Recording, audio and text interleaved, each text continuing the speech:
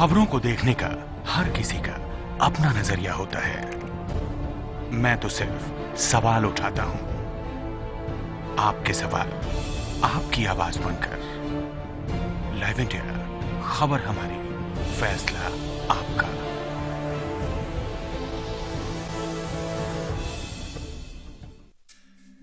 परेशानियों से भरे न जाने कितने दिनों,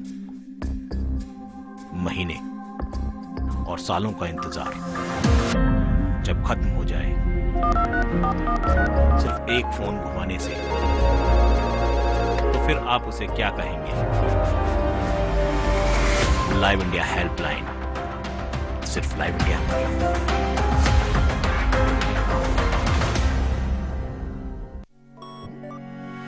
अब आप न्यूज के रहेंगे और भी ज्यादा करीब लाइव इंडिया ऐप के साथ। सिर्फ एक टच और आप हो जाएंगे न्यूज अपडेट, कभी भी कहीं भी।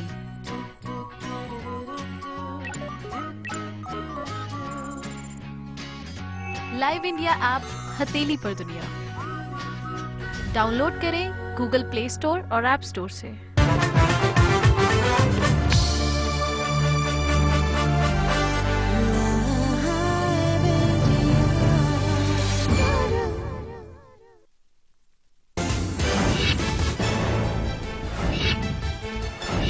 टर्की में G20 समिट में शामिल हुए प्रधानमंत्री मोदी। बैठक में छाया रहा आतंकवाद का मुद्दा। सभी देशों ने आतंक से लड़ने की प्रतिबद्धता दोहराई। G20 समिट से पहले तुर्की में आईएसआईएस का आत्मघाती हमला, 4 सुरक्षाकर्मी जख्मी। G20 से पहले ब्रिक्स की बैठक में पीएम मोदी का बयान, आतंक के खिलाफ सारे देश हों एक। पेरिस हमले के खिलाफ दुनिया भर में कैंडल मार्च। हमले से जुड़े एक आतंकी उमर इस्माइल की हुई पहचान। फिंगरप्रिंट से खुलासा, 9 और संदिग्ध गिरफ्तार। दिल्ली मुंबई समेत सभी शहरों में कड़ी सुरक्षा। एलओसी पर घुसपैठ के फिराक में 300 आतंकी स्लीपर सेल पर नजर। स्वच्छ भारत अभियान में आज से कटेगी आपकी जेब। सर्विस टैक्स के साथ जुड़ा 0.5% सफाई कर। ट्रेन प्लेन का टिकट समेत सभी सेवाएं महंगी। पेट्रोल डीजल भी महंगा। मेरठ में गोडसे की जयंती पर हिंदू समूह ने लॉन्च की वेबसाइट। आरएसएस नेता एमजी वैद्य ने बताया गोडसे को हत्यारा। मनीष तिवारी ने कहा गोडसे आजाद भारत का पहला Kasab.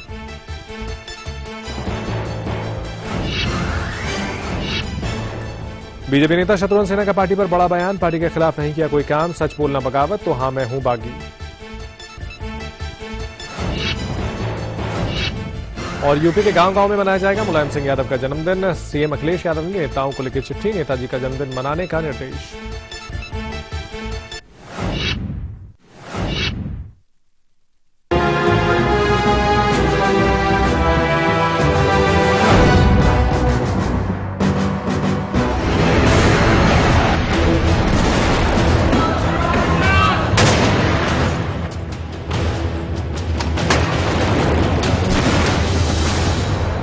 But ISIS is gaining strength, aren't they? Well, I don't think they're gaining strength. What is true is that from the start, our goal has been first to contain, and we have contained them. They have not gained ground in Iraq, and in Syria, they'll come in, they'll leave. France पर आतंकी हमले से चंद घंटे पहले अमेरिकी राष्ट्रपति Barack Obama ने अमेरिकी चैनल को ये इंटरव्यू दिया था और इसके तुरंत बाद ही आईएसआईएस ने पेरिस को दहलाकर अपने वजूद का एहसास दुनिया के सबसे ताकतवर शख्स को करा दिया। पेरिस में 40 मिनट में 7 धमाके, 130 से ज्यादा लोगों की मौत, कई जख्मी। तुर्की में आत्मघाती हमला, 4 पुलिस वाले जख्मी। पेरिस में हुए आतंकी हमले ने पूरी दुनिया को दहला दिया। खौफ सड़कों पर दौड़ रही थी और इंसानियत पनाह मांगती दिखी। 2 दिन में हुए इन 2 हमलों में एक बात कॉमन है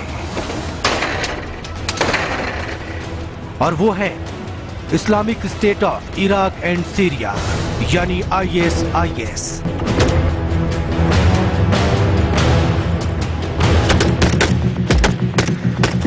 तुर्की में G20 की बैठक से ठीक पहले आतंकी हमला करके और उसके ठीक पहले पेरिस में जबरदस्त खून खराबा करके आईएसआईएस ने यह जता दिया है कि न सिर्फ मिडिल ईस्ट बल्कि पूरी दुनिया के किसी भी कोने में वो हमला करने में पूरी तरह सक्षम है।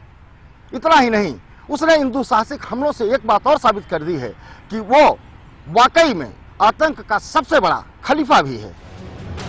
पेरिस और तुर्की की घटनाएं साबित करती हैं कि आईएसआईएस अब आतंक का खलीफा बन चुका है।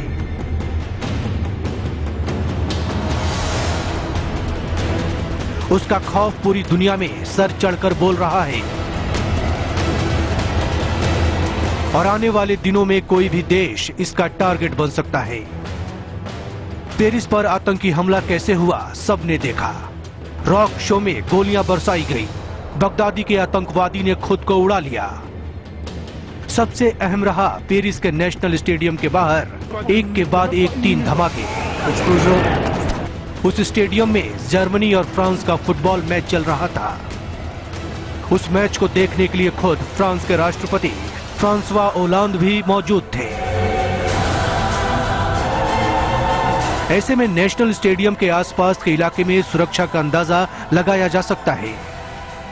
ऐसी जगह पर 3 धमाके होना साबित करता है कि आईएसआईएस अब फ्रांस की गली गली में फैल चुका है। इनका जो दूसरा जो इमीडिएट एनिमी है वो है यूरोप। क्यों है कि पिछले 20-30 साल में अमेरिका का इंटरवेंशन जहां जहां भी हुआ है, चाहे वो लीबिया में हो, चाहे इराक में हो, चाहे अफगानिस्तान में हो, चाहे कुवैत में, जहां भी रहा है वहां यूरोप अमेरिका के साथ रहा है।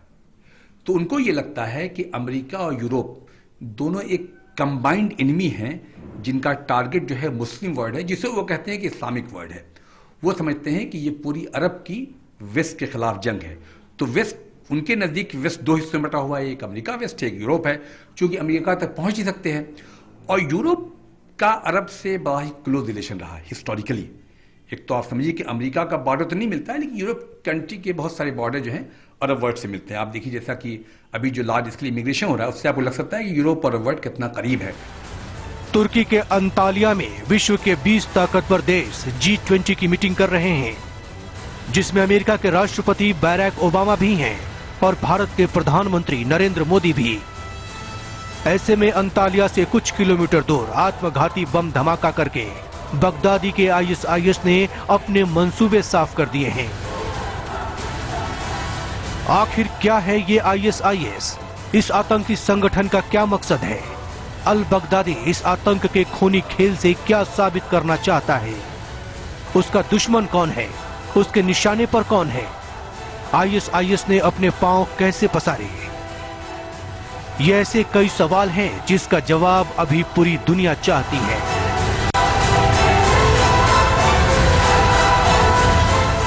अल बगदादी के आईएसआईएस के आतंक की कहानी शुरू होती है अल कायदा के साथ। आईएसआईएस कभी अल कायदा का ही एक हिस्सा हुआ करता था।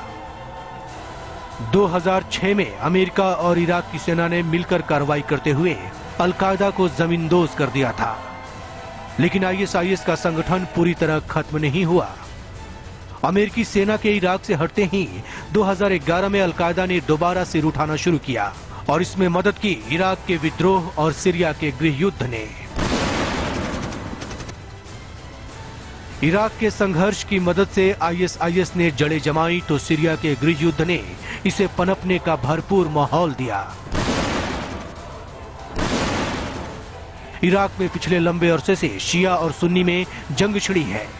इराक में शिया सरकार है जबकि सुन्नी इराक के चरमपंथी हैं। सद्दाम हुसैन सुन्नी थे। जब अमेरिका ने सद्दाम को खत्म कर दिया तब सद्दाम के समर्थक भी चरमपंथी आईएसआईएस के साथ जुड़ गए। अमेरिका ने जब पुल आउट किया इराक से तो एडमिनिस्ट्रेशन जो छोड़ के गए बड़ी कमजोर थी। जो प्रधानमंत्री थे वो शिया और सुन्नी डिवाइड को बजाय क्लोज करने के उसको और एक्सेंचुएट कर दिया। दोनों कौमें आपस में भिड़ गई। बहुत बड़े पैमाने पर सद्दाम हुसैन की 5th या 6th स्ट्रॉन्गेस्ट आर्मी थी दुनिया में न्यूमेरिकली, उसको डिस्बैंड कर दिया। किसी प्रकार की जिम्मेदारी नहीं दी। सारे ऑफिसर, सारे उनके जो जवान थे और जूनियर लीडर्स थे, सारे बेकार हो गए, बिना नौकरी पे। उनके सबके परिवार थे, अपना पेट पालना था, परिवार को पालना था। तो जब आईएसआई के खिलाफ हो गया अमेरिका, तो इन लोगों ने, आईएसआई ने इनकी तरफ नजर बढ़ाई, तो इन लोगों ने तुरंत से आईएसआई को ज्वाइन किया। 2011 में अरब क्रांति की लहर सीरिया तक पहुंची और जल्दी ही चिंगारी शोलों में तब्दील हो गई। सीरिया के मौजूदा शासक असद को सत्ता से हटाने के लिए विद्रोहियों का एक दल हथियार लेकर सड़कों पर उतर पड़ा। जल्द ही सीरिया में यह लड़ाई एक बड़े गृह युद्ध में तब्दील हो गई, जिसमें विद्रोहियों के साथ साथ आईएसआईएस की भूमिका बढ़ती गई। कहने को दोनों असद के खिलाफ हैं, लेकिन आईएस पूरी सीरिया में अपनी सत्ता स्थापित करना चाहता है।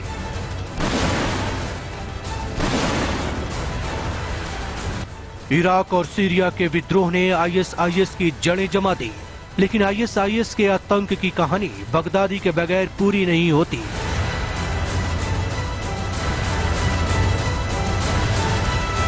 इराक, सीरिया, पेरिस और तुर्की में ये बर्बरता ऐसे शख्स के हुक्म से हो रही है जिसकी शक्ल बहुत कम लोगों ने देखी है। तबाही की ऐसी इबारत लिखने वाले शख्स का नाम है अबू बकर अल बगदादी। ये शख्स इतना खुफिया है कि सिर्फ गिने चुने लोगों को छोड़कर इसकी असलियत के बारे में किसी को नहीं पता। किसी को नहीं पता कि ये कहाँ रहता है, कहाँ जाता है और अब कैसा दिखता है। यही वजह है कि इसे अदृश्य शेख या इनविजिबल शेख के नाम से भी जाना जाता है। अल बगदादी मारा गया या फिर जिंदा है, इसको लेकर के पूरी दुनिया में अनिश्चितता का माहौल है। हालांकि कुछ पश्चिमी देशों का मानना है कि बगदादी अमेरिकी ड्रोन हमले में मारा जा चुका है, लेकिन अभी तक अमेरिका ने इसकी पुष्टि नहीं की है। ऐसे मामलों में अमेरिका जल्दबाजी भी नहीं करता। मुल्ला उमर की मौत के 2 साल बाद अमेरिका ने उसके मारे जाने की पुष्टि की। नाटो सेना की बमबारी में बगदादी मर गया, अभी इसकी कोई पुष्टि नहीं है। लेकिन आईएसआईएस जिस अंदाज में हमलों को अंजाम दे रहा है, माना यही जा रहा है कि बगदादी अभी जिंदा है और खौफ की साजिश रच रहा है। अल बगदादी के बारे में सिर्फ इतना अंदाजा है कि शायद उसका जन्म 1971 में उत्तरी इराक के समारा में हुआ था। 2003 में जब अमेरिका ने इराक पर हमला किया तो वो इसी शहर में मौलवी था। वमुजालदती अअदाइल्लाह ववफ़क़हुम वमक्कनहुम लितहक़ीक़ गायतिहिम वइन अरदतुम मौऊदल्लाह। बाद में उसे गिरफ्तार किया गया तो उसका झुकाव चरमपंथ की तरफ होने लगा। अल बगदादी को अबू दुआ, डॉक्टर इब्राहिम आबाद, इब्राहिम अली अल बद्री और अल समाराई के नाम से भी जाना जाता है। और अल बगदादी ने 1/3 सीरिया को और लगभग 35 से 40% इराक के हिस्से को खा लिया। और जब ये हिस्से के ऊपर कब्जा कर लिया, रक्का में सीरिया में अपना कैपिटल बना लिया, और 14 जून 2014 को उसने दुनिया को एकदम से एक किस्म से अचंभित कर दिया बाय सेइंग कि ये खलीफात है और मैं खलीफा हूं, और पूरे मुस्लिम वर्ल्ड को बोला कि you will owe allegiance to me. साथ ही साथ पूरी दहशतगर्द की ऑर्गेनाइजेशन थी वर्ल्ड वाइड, चाहे वो अलकायदा था, चाहे वो तालिबान था, चाहे वो बोको हरम था, सबको बोला कि you will now hereafter take orders. Al Baghdadi Osama और अल जवाहिरी की तरह वीडियो संदेश नहीं देता। वो अपने कमांडरों से भी सीधे बात नहीं करता, बल्कि किसी से भी बात करते समय मास्क पहनकर रहता है ताकि उसकी असली पहचान किसी को पता न लग सके। वो एक वक्त पर कुछ मिनटों से ज्यादा नहीं ठहरता और सिर्फ गिने चुने लोगों से ही बात करता है। अभी वक्त हो गया है एक ब्रेक का। ब्रेक के बाद देखेंगे आखिर क्या है आईएसआईएस की ताकत का सबसे बड़ा राज।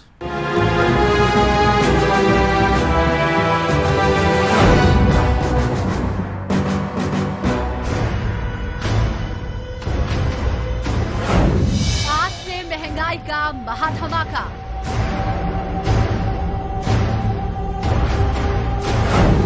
देश की सफाई या जेब की सफाई, देखिए आज रात 11 बजे।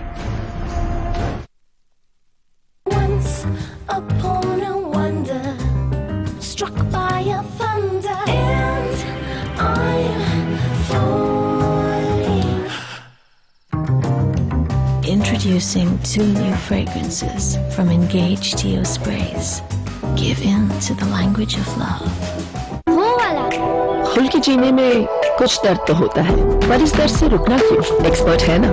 वॉलनी, डॉक्टर्स का भरोसेमंद। इसका quick absorb nano gel formula बिना मसाज के दे आपको इंस्टेंट और लंबा आराम। वॉलनी, इसके आगे दर्द क्या चीज है? अब पाइए किसी भी दर्द से जीत वॉलनी के साथ। रूप मंत्रा आयुर्वेदिक फेस क्रीम, इसमें है 12 खास आयुर्वेदिक जड़ी बूटियों का संतुलित मिश्रण। ये चेहरे की त्वचा में समाकर उसे अंदर से निखारे और अंदर से स्ट्रॉन्ग बनाए, ताकि चेहरा रहे रोशन और अंदर से हो पोषण। Roop Mantra ayurvedic face cream and face wash, ये कोई कॉस्मेटिक नहीं, आयुर्वेदिक औषधि है। जो भी पके ऐसा पके जहाँ भी जो हो, खींचा चला आए MDH मसाले। किचन किंग हो या गरम मसाला, पाव भाजी या चंकी चाट मसाला, असली मसाले सच सच MDH।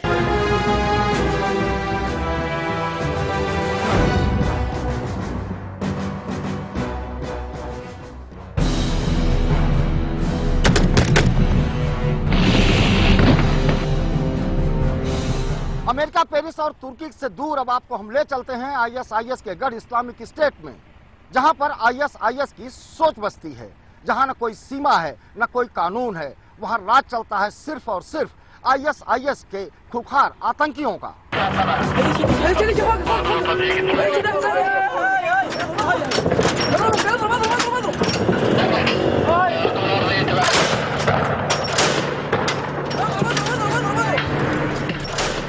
ये तस्वीरें हैं इराक के रक्का की, जो इस समय इस्लामिक स्टेट का हिस्सा है। रक्का की सड़कों पर ये तस्वीरें अब आम हो चुकी हैं।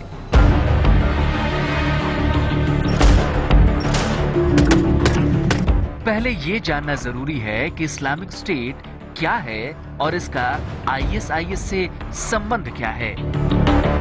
मौजूदा दौर में बगदादी की अगुवाई में ISIS ने सीरिया के करीब 35% और सीरिया के 35,000 स्क्वायर मील के इलाके पर पूरी तरह से कब्जा कर लिया है, जिसे नाम दिया गया है इस्लामिक स्टेट का, जो करीब करीब पड़ोसी मुल्क जॉर्डन के बराबर है।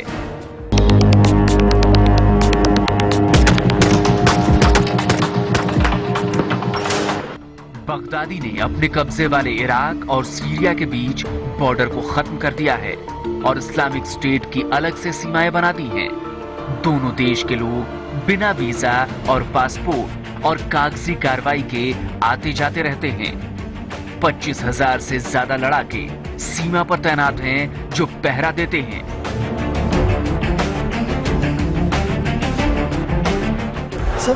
क्या आप इस सीमा पर पहले इतने करीब आए थे? इससे पहले? हाँ, नहीं, कभी नहीं, इतने करीब नहीं आए थे। अब आप बॉर्डर क्यों पार कर रहे हैं? क्योंकि ये अब इस्लामिक स्टेट है, उन लोगों ने सीमाओं को खोल दिया है। आप इराकी हैं, सीरियन हैं या इस्लामिक स्टेट के नागरिक हैं? मैं इस्लामिक स्टेट का सीरियन हूँ। पहले और अब में क्या फर्क है? इस्लामिक स्टेट से पहले हमारे साथ भेदभाव होता था, अब अच्छा हो गया है और हम पहले से आराम महसूस करते हैं।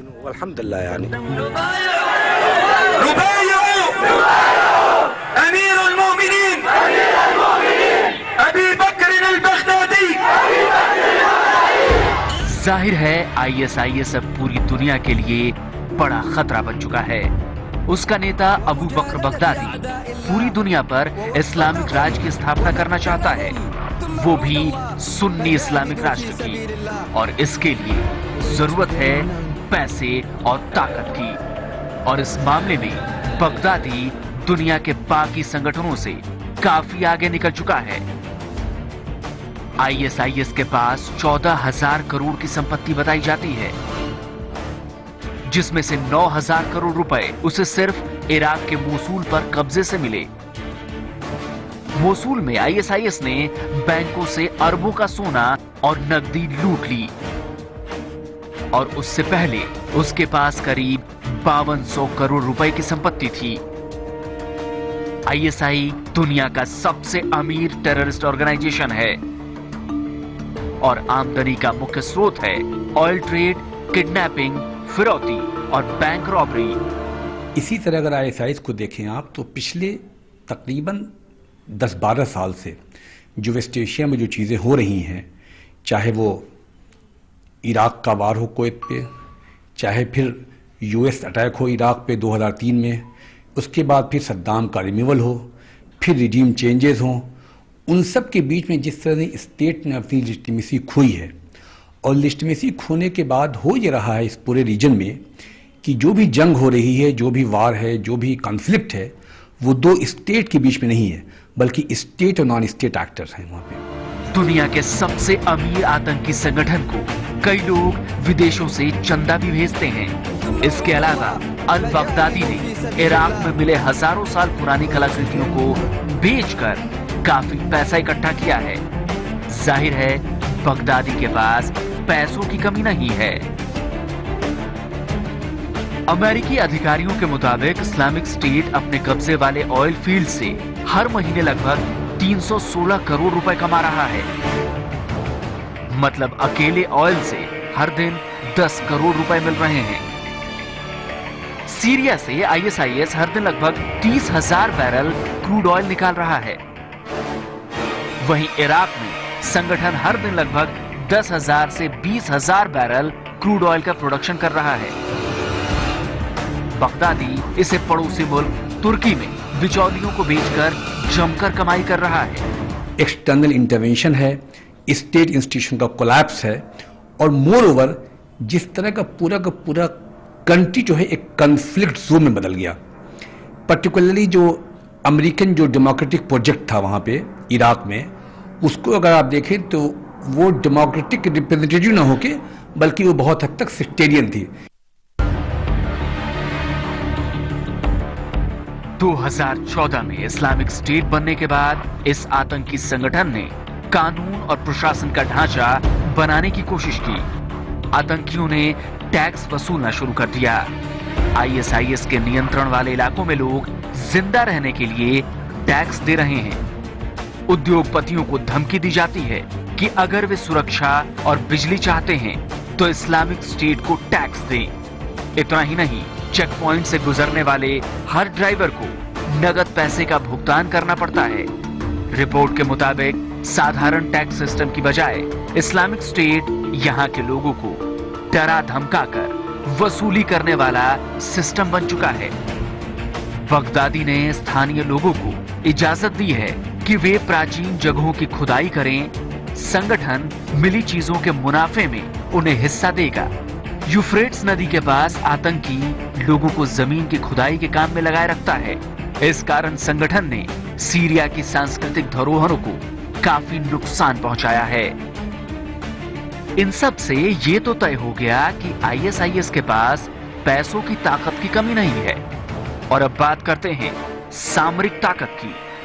इराकी और सीरियाई सैनिकों के बड़ी तादाद में ISIS में शामिल होने की वजह से ISIS की ताकत में जबरदस्त इजाफा हुआ। उसे न सिर्फ ट्रेंड सैनिक मिल गए, लड़ाके मिल गए, बल्कि उसे भारी तादाद में असलहे भी मिले। और इसी के बदौलत ISIS पूरी दुनिया में अपना साम्राज्य कायम करने का सपना देखने लगा। इतना ही नहीं, बर्बरता की सारी हदें पार करके ISIS ने पूरी दुनिया के मुस्लिम यूथ को यह समझाने की कोशिश की कि अमेरिका सहित दूसरे पश्चिमी देशों से अगर लड़ने का किसी में मादा है तो वो सिर्फ और सिर्फ ISIS में है। ISIS के पास लड़ाई के लिए सबसे आधुनिक हथियार मौजूद हैं। इनमें से ज्यादातर हथियार उसे अमेरिकी और इराकी सेना से लूटकर हासिल हुए हैं। तमाम बंदूकों और मशीन गनों के साथ अल बगदादी की सेना अमेरिकी सेना की वर्दी ही पहनती है, जो इराकी और अमेरिकी सैनिकों से लूटकर हासिल की गई है। अल बगदादी के लड़ाके आधुनिक ग्रेनेड लॉन्चर के अलावा कई टैंक भी रखते हैं। ISIS के पास वो सारे हथियार हैं जो किसी भी सेना से जंग के लिए चाहिए होते हैं। हथियार सारे जो इराकी आर्मी के हथियार थे वो सारे हथियार इनके पास आ गए। बहुत बड़े पैमाने पर जो सीरिया में बगावत हुई, जो सीरियन फोर्सेस इनके साथ मिल गई, वहाँ पे मिले। बहुत बड़े पैमाने पर ये हथियार इंटरनेशनल आर्मामेंट मार्केट में बहुत बड़ा बाजार है आर्मामेंट का। इनके पैसे की कमी नहीं, वहाँ से खरीद रहे हैं। बहुत बड़े पैमाने पर हवाई एयर ड्रॉपिंग हुई हथियारों की, अमेरिकन ने अपने लिए, वो गलत हाथों में चले गए। फिर ISIS ने जिन जिन इराकी शहरों पे कब्जा किया, हमला करके कब्जा किया, हजारों की तादाद में सैनिकों को कत्लेआम किया। वो अपने हथियार छोड़ के, कईयों का कत्लेआम किया, तब हथियार लिए, बाकी हथियार छोड़ के भाग गए क्योंकि वो काबिल नहीं थे इसका मुकाबला करने के लिए। तो ये सारे हथियार इनके कब्जे में आ गए। इस बात में कोई शक नहीं कि आज ISIS पूरी दुनिया के लिए बड़ी चुनौती बन चुका है।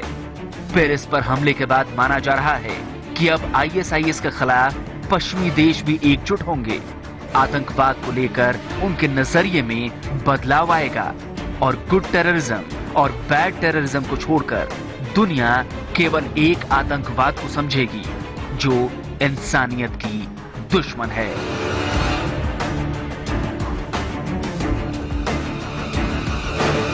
ISIS ने विकसित देशों पर हमले करके यह जता दिया है कि दुनिया के किसी भी कोने में उसकी पहुंच है और वो हमले को अंजाम दे सकता है।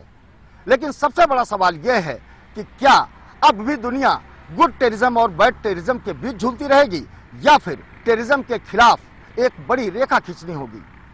दरअसल जब तक इस पर एकमत दुनिया नहीं होती है तब तक ISIS का खात्मा करना न सिर्फ मुश्किल होगा बल्कि नामुमकिन भी। सिद्धार्थ शर्मा के साथ सुधाकर द्विवेदी, लाइव इंडिया, दिल्ली।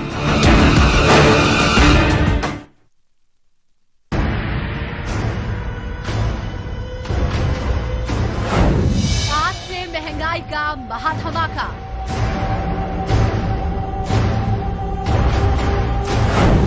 देश की सफाई या जेब की सफाई, देखिए आज रात 11 बजे।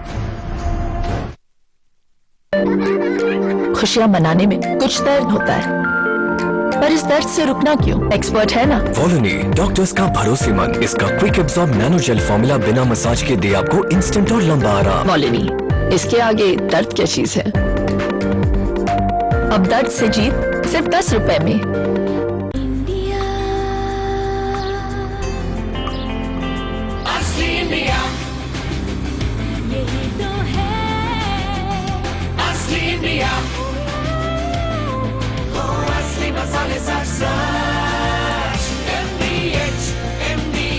यही असली इंडिया।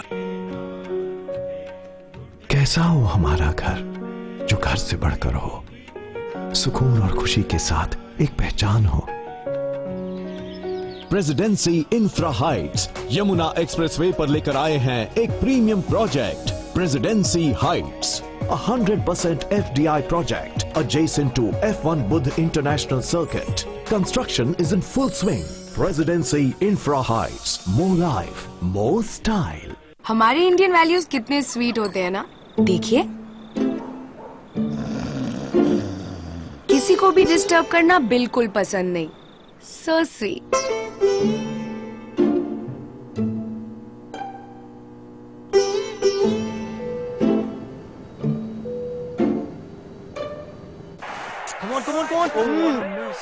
पर टीवी देखते वक्त क्या हो जाता है इंडियन वैल्यूज को? अब नहीं होगा क्योंकि वीडियोकॉन D2H है हेडफोन्स के साथ। किसी को डिस्टर्ब मत करो और इंडियन वैल्यूज को मेंटेन रखो। Videocon D2H for Indian values.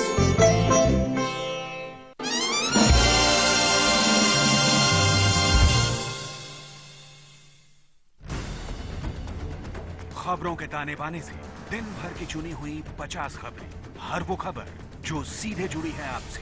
देखिए हमारे साथ लाइव 50 में।